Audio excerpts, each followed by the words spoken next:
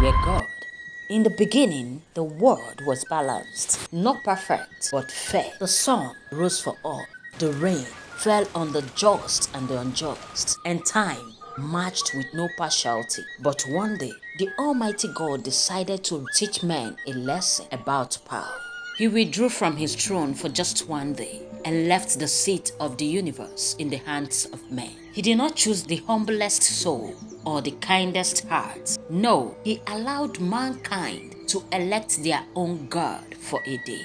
After fierce debate and secret dealings, they chose Chief Owadegu, the wealthiest man, most eloquent, and most feared man in the land. As soon as Chief Owadegu sat on the throne, thunder clapped, and the sky trembled, not in reverence, but in warning. With a robe of light and a crown with divine power, Chief Owadegu grinned and declared, "Now I'll face the sword." First, he rewarded his friends. Those who had praised him bowed to him and fattened his pockets. He turned them into stars in the sky, shining above all others. Their crops flourished even in droughts. Their children never fell ill. Then he punished his enemies. With a snap of his fingers, entire village of his enemies sank into the earth. Rivers dried where his critics fetched water. A boy who once laughed at him in the market grew horns and crowed like a goat. The world screamed. Is this what God looks like when he plays with man's nature? Chief Owadegu, drunk with power, built a tower made of time. "No one shall die without my permission," he declared. Now the old could not rest, and the newborn babies had no space to enter life again. The earth grew weary, crowded with souls, neither moving forward nor going home. Then one day, a beggar named Tobechuku, dirty, limping, and forgotten by the society. Tobe was the only one who dared walk up the sacred stairs and speak to Owadegu. "Great one," he said, "if men were God, mercy would vanish like smoke. You have made fear your law and favor your gospel."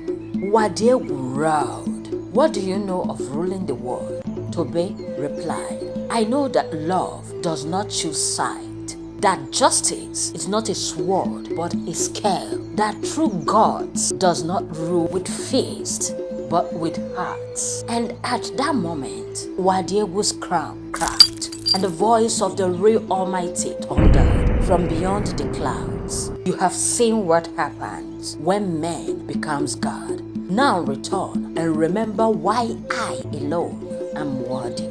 The day ended. Power returned to heavens, and Owadegu, stripped and broken, lived the rest of his life as a blind man, seeing nothing but remembering everything. From that day, elders told children, if men were God, the sun would shine only on the powerful.